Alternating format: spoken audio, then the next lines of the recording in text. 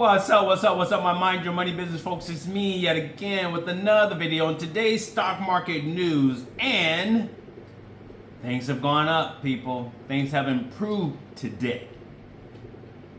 I'm focusing only on today. And it says here the market soars on hopes Trump may dial back next tariff wave.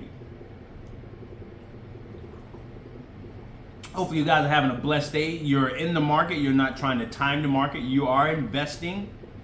So let's see what the news has to say today about the market. So it says U.S. stocks closed near sessions high on Monday as investors welcome reports that the next wave of President Trump's tariffs will be narrower than expected. The S&P 500 rose almost 1.8% on the heels of a broad benchmark snapping a 4-week losing streak. And I have been feeling those losses. And I know you have been too, people. But today was a better day. The Dow Jones Industrial Average advanced 1.4%, while contracts on the tech-heavy NASDAQ composite led the gains up 2.3%.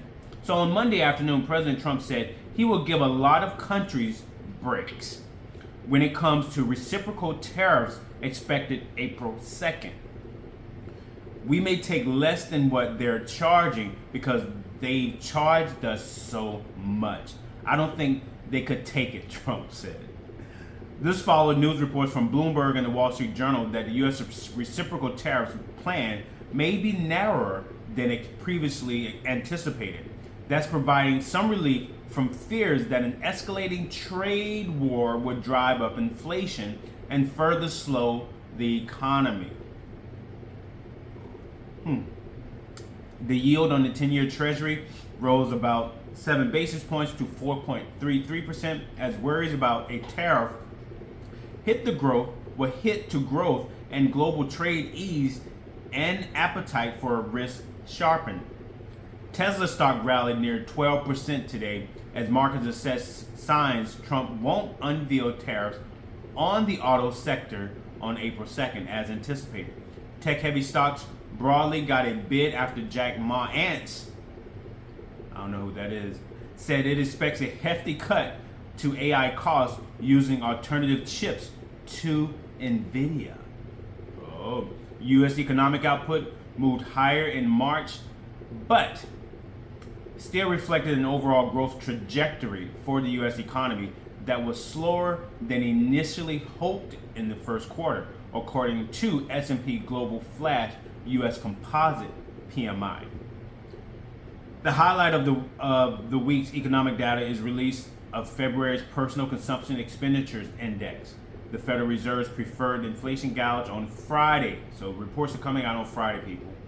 So on the earnings front, quarterly results from Lululemon, GameStop, and Dollar Tree are due this week. So if you're invested in Lululemon, GameStop, and Dollar Tree, the quarterly results are coming out this week. So, the market went up today because the president decided to ease up on tariffs. So, NVIDIA today gained 3.15%, going up $3.71. I would take that. My information technology ETF went up $3.30, closing at $171. And these stocks are still cheap, but they're cheaper than they were just a few months ago, right? So buy the dip, people. Buy the dip. Never try to time the market. Always be in the market. Palantir went up 6.37% with a $5.79 gain, closing at $96.75. Tesla rose $29.68, almost 12%, closing at $278.39. That's a big, nice growth for one day, right? I will take that.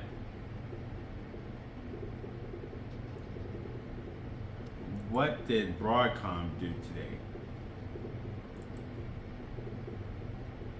Broadcom took a little loss, down 41 cents with a a negative 0.21%, closing at $191.25. So yeah, so overall, the market did pretty good. The S&P 500 gained 100 points. The Dow gained 597 points. The Nasdaq gained 404 points, which was a good day. I would take that. We need that all this week. Today, we need for the rest of the week. So yeah, that's pretty much it, people. Again, as always, continue to lower your debt to income ratio. Get out of debt. Live below your means. Invest in something. If you're not going to invest in the stock market, at least invest in yourself. Contribute to your company's 401k plan. If they don't have one, seek an IRA. Invest into something that will give you a greater return on your money, because it's not making any money by just sitting in the bank or your closet, right? And on average, over the last 100 years, the S&P 500 has brought back on average at least 10%. So 10% return. So yeah, so that's it. So I'm going to end this video here. It's pretty quick. Off to work. So you guys have a blessed day. And continue to do what you're doing. And hopefully that's great things. All right, peace.